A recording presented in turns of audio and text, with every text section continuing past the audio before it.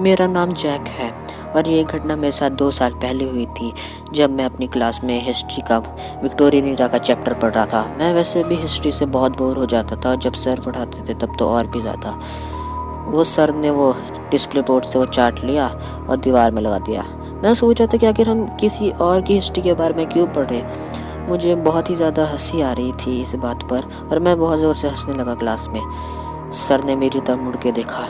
उनकी आंखों में वो गुस्सा था, उनकी आंखों से नसें दिख रही थी और उनके माथे में भी नर्व्स पॉप आउट हो रही थी और उन्होंने अपने हाथ को फिस्ट में बंद कर लिया और वो ज़ोर से बोलने लगे, अरे क्यों हंस रहा है।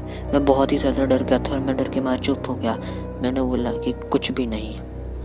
और जब रात हो रही थी तब मैं सोने की कोशिश कर रहा था, पर उस इंसिडेंट के कारण मुझे नींद नहीं आ रही थी और मैं बार बार इधर उधर पलट रहा था। रात के 12:16 हो रहे थे। मैं कुछ मिनटों के लिए सो गया और थोड़ी देर बाद फिर मैं उठ गया। मुझे नींद नहीं आ रही थी, इसलिए मैंने अपना फ़ोन उठाया और उसमें मैं अपने सोशल मीडिया चलाने लगा।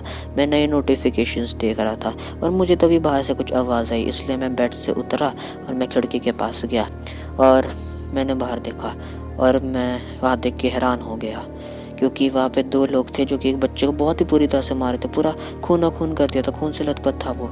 कोई बैट से तो कोई मुक्कों से मारे जा रहा था उसको। मैं सोच रहा था इसको क्यों मार रहे हैं इस बच्चे को। तो ये देख के मैं बहुत ज़्यादा शॉक्ड हो गया था और बहुत ही बुरी तरह से मारे थे उसको। मैंने थोड़ी देर नोटिस किया और देखा कि वे विक्टोरियन लोग ही लग रहे थे जो सर के बारे में बता रहे थे। और उस औरत ने ऊपर देखा और वो हंसने लगी।